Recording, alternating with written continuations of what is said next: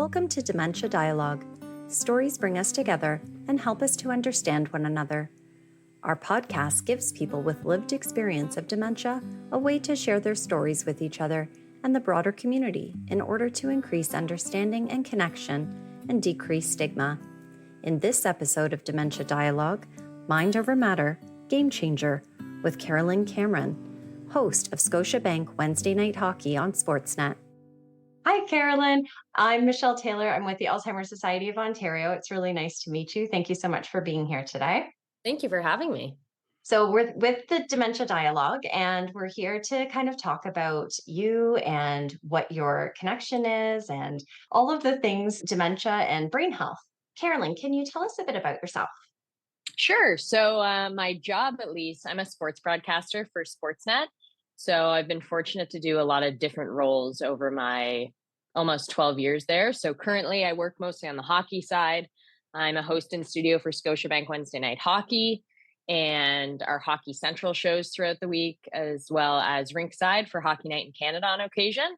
And then one of my true loves too is tennis. So I'm fortunate to be able to do that in the hockey off season and sometimes when it comes up throughout the winter months. So yeah, I've just always been a very active person, grew up loving sports, playing sports. So it kind of was a natural fit moving into sports broadcasting. It's exciting. So why did you decide to become involved with the Alzheimer's Society? Yeah, so I was always very close with my grandma, now late Grandma Shirley. And in the early 2010s, she was diagnosed with vascular dementia.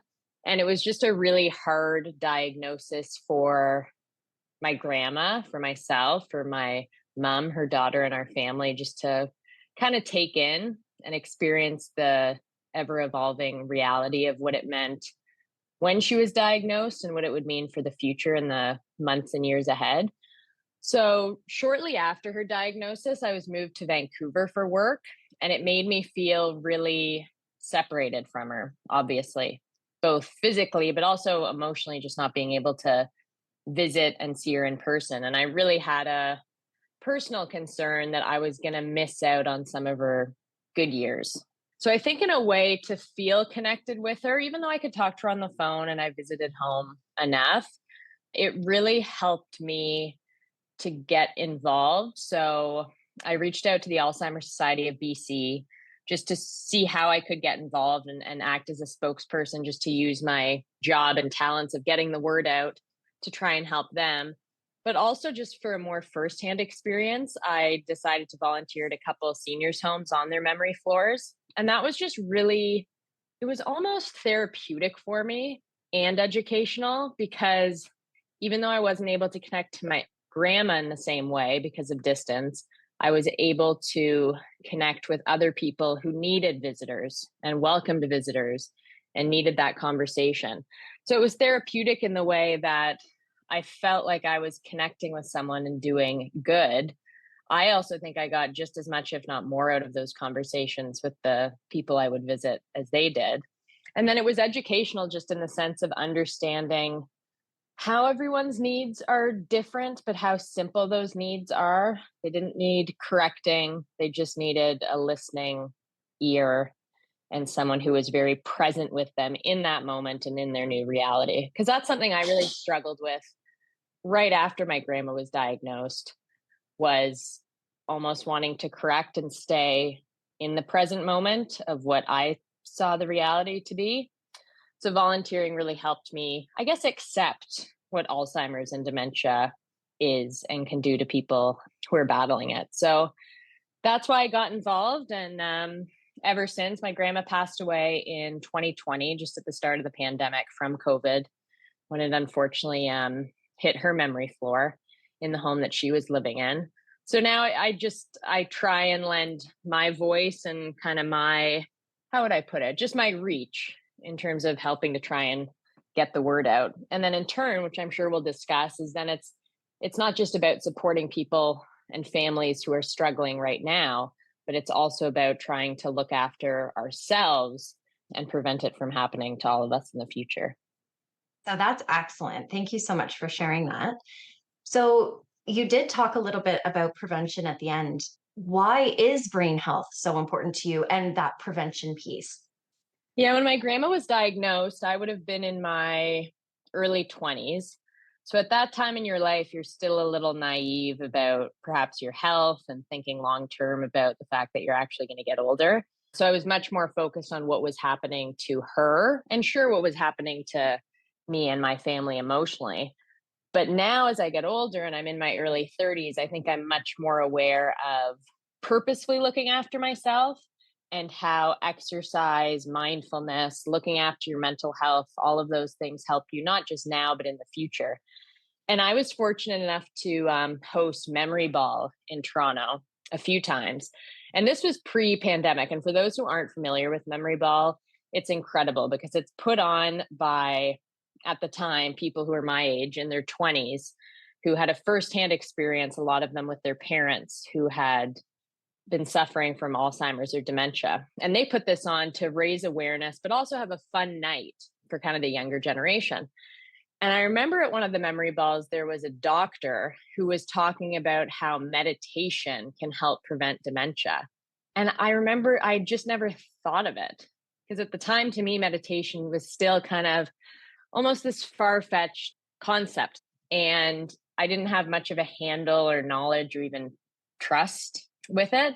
And so hearing a doctor at Memory Ball talking about it and talking about kind of these different ways that we can help prevent dementia, I think that really struck a chord with me. So, as I mentioned, for me, it's what can I do right now to look after my brain health? So, whether that's looking after anxiety, making sure I get my heart rate up, hit workouts, staying active, eating well, it not only helps me to live a happier, healthier life right now, but it can also help me in the future to try and ward off Alzheimer's, dementia, and the like. So, yeah, I think I'm just at the age that I'm a little bit more aware of what I do now can affect what happens in the future. And in turn, even I think back now more of, as I mentioned, I was very active as a kid and in high school, and I suffered from a couple mild concussions, which turned into post concussion syndrome. So, even just being a little bit more careful about what I engage in terms of sports now and the risk. It's also different when you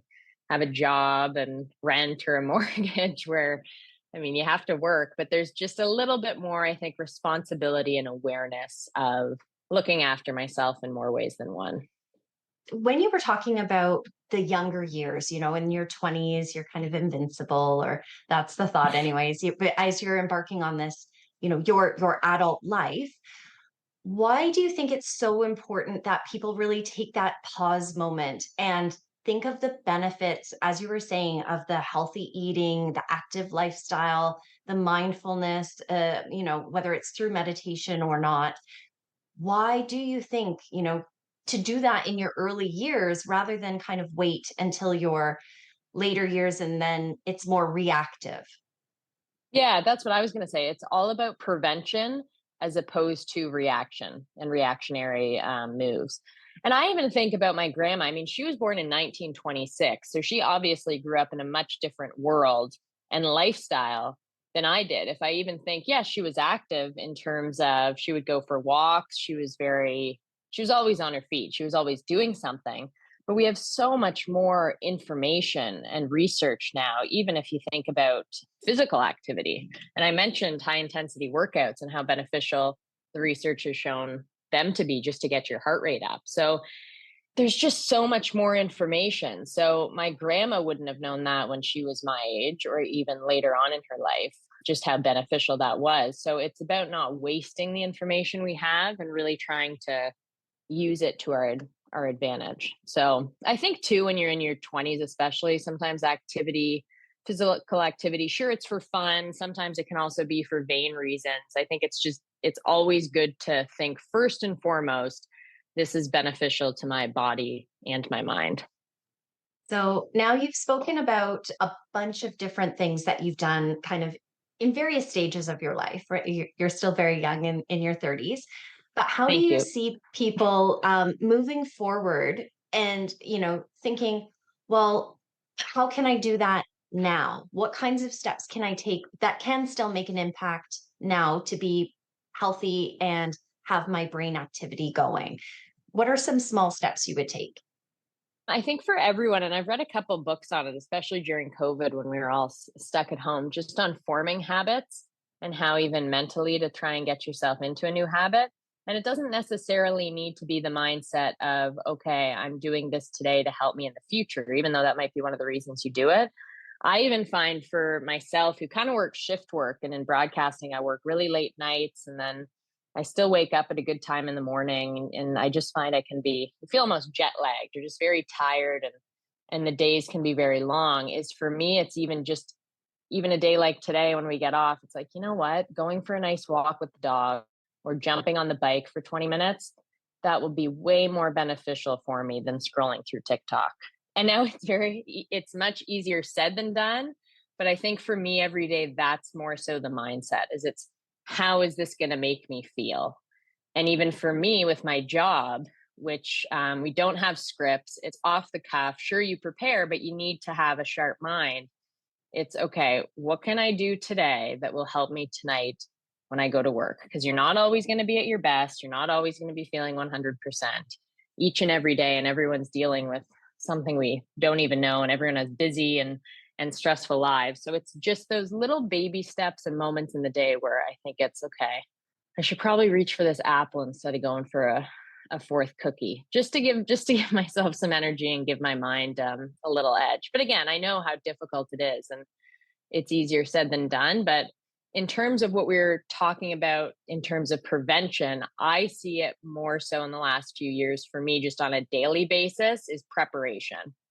It's like if I'm looking after my sleep, if I'm looking after my eating and my exercise, and even I've learned too just the importance of rest and resting your mind and not and putting away your phone and not always being busy, is that's preparing me to succeed mentally, emotionally, at work. So I guess it's kind of the athlete mentality too, but I think I see it as day to day, just trying to prepare. And listen, I have days where I just sit on the couch and eat cookies and don't do anything. So I don't want to make it sound like it's easy or I do it all the time. But I've found in the last few years, that's much more my mentality is how can I prepare myself to succeed? And then in turn, hopefully that work now helps me in the future. And I do. I empathize with you on that because there are days where you just feel like you need that break, right? You can be on for the whole time, but you Yeah. just need that pause and reflect. And it's okay to take care of yourself. You need to take care of yourself, Yes. right? Rest your body, rest your mind.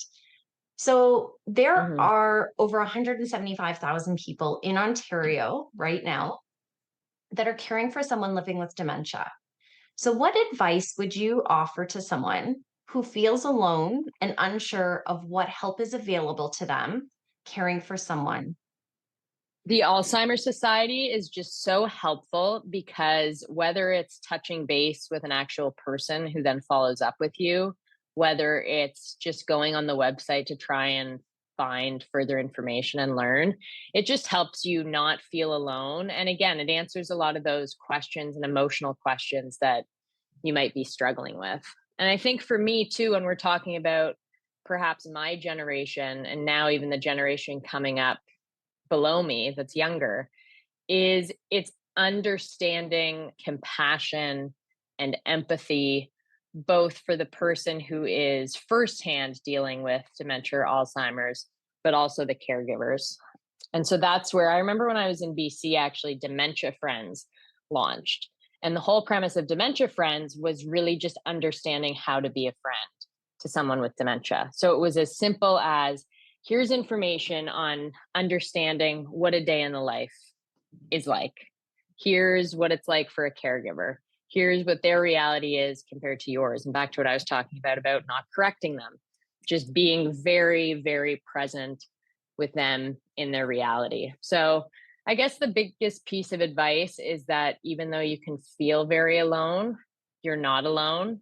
And that's where the Alzheimer's Society is such a big help because, again, there's information, but there's also actual people who will follow up with you and be there with you.